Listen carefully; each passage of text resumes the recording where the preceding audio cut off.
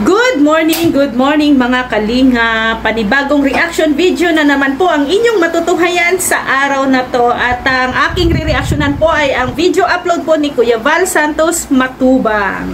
Ayan po. Kaya mga kalingap, medyo ano tayo ngayon, no? Excited.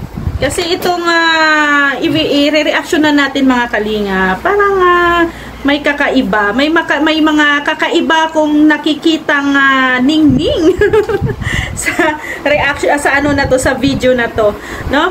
Ito po yung upload video po ni Kuya Val kung saan nag-meet or nagkakilala po si Ate Melissa at saka si Sir Larry, no, yung afam na bisita ni Kuya Val. Ayan, sa mga hindi pa po nakapanood, no, so pag-usapan natin at tingnan natin kung ano ang mga makikita natin sa mga kaganapan na ito, no.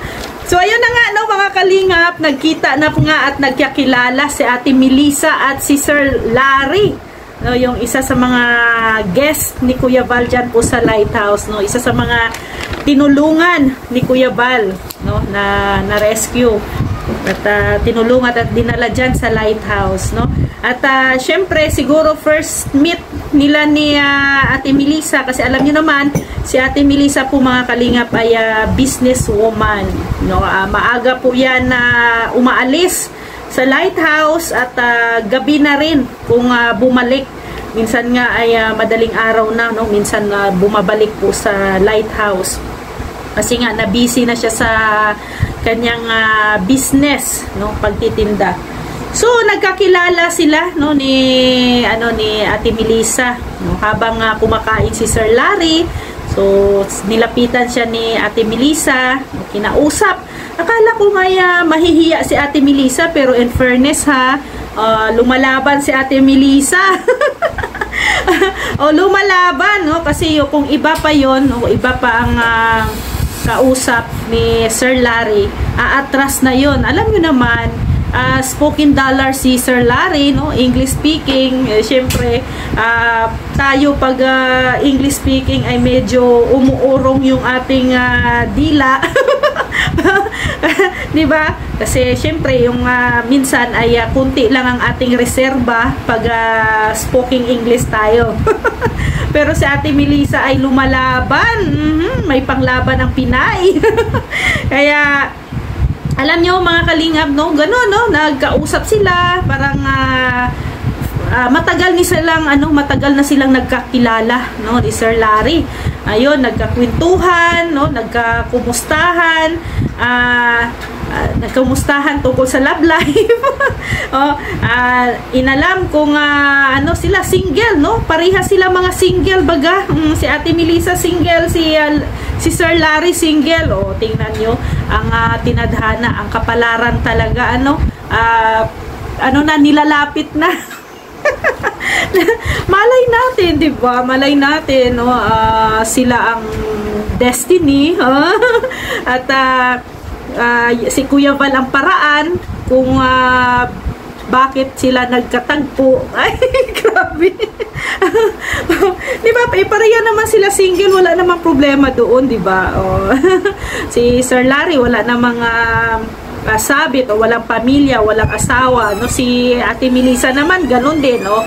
May mga anak si Ate Melissa pero hiwalay naman siya sa kanyang dating asawa. So wala nang problema, di ba? So ano pang hinihintay? Nako, baka magiging love team na ito. Kasi nung dati, no, nagkaroon ng love team si Ate Melissa at si Mang Jun. So medyo nawala, no?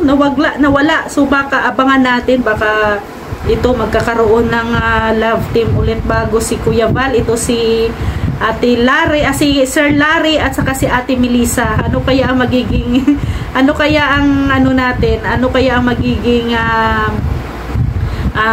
ipapangalan sa kanilang love team dalawa? Malay natin, no, magkakaroon ng magandang spark or magkakaroon ng trend, no, yung kanilang pagsasama or tandem nilang dalawa.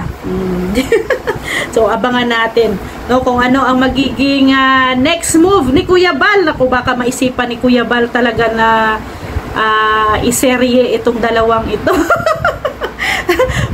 No, baka gawing serye ito ang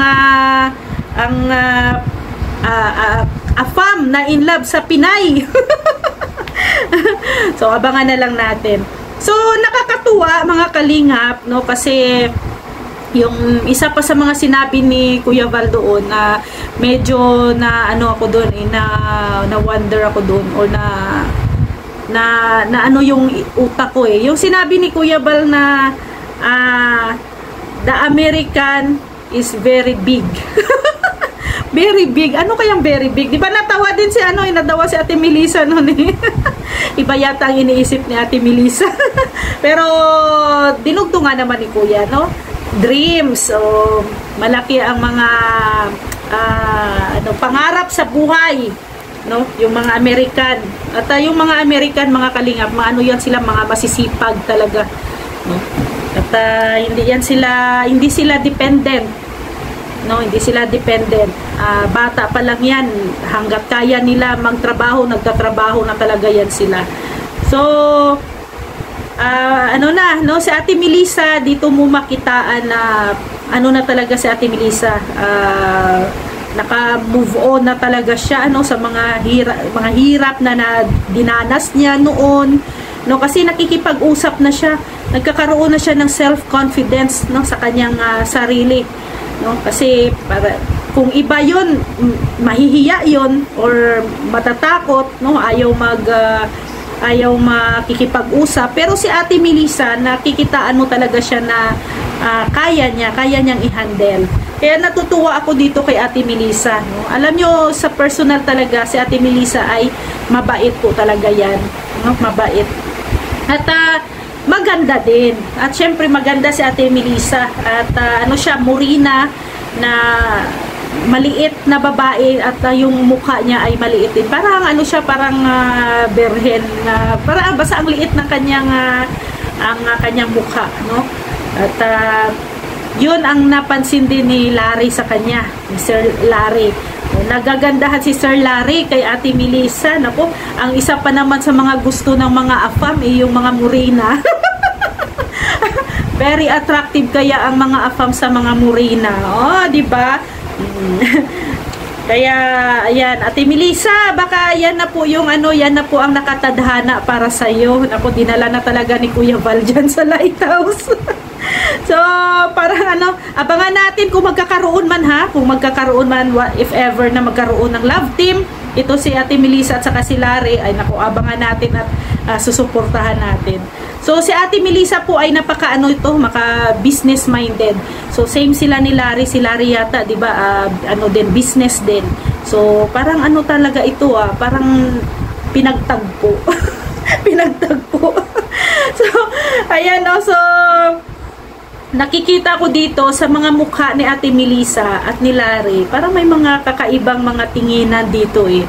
Parang nagkakaroon ng spark ang mga mata nilang dalawa. Charot.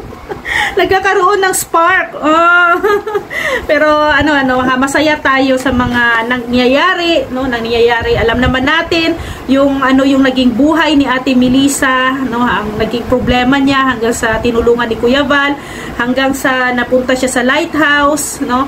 At ganoon din kay Larry, no? Kay Sir Larry, alam natin yung kaniyang naging buhay, ang naging kalagayan, no, hanggang sa dinala din siya ni Kuya Val dyan sa Lighthouse. So, suportahan po natin si Kuya Val, mga kalingap, kasi ang dami na pong mga alaga, no, ni Kuya Val ngayon dyan sa Lighthouse.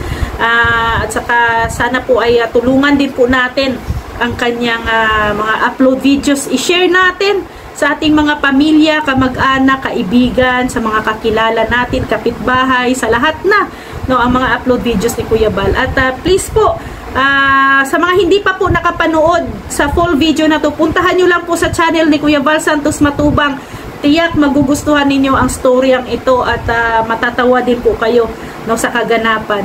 Please suportahan nyo po ang channel ni Kuya Val Santos Matubang, Ate Edna Vlogs Kalingap Rab, Ruel of Malalag, Rachel Morales Vlog, at syempre ang inyong abang lingkod Rhea Olarte, kasama ang ating deputy dito sa Davao del Sur, Mick Agnes Vlog, kasama sila Kalingap Awi, Kalingap Angeli, Kalingap Bibi Girl, Kalingap Dudo, Bila Ayo, Rachel TV, and Rex Vlog. Maraming salamat po mga Kalingap. See you tomorrow. God bless everyone. Bye-bye!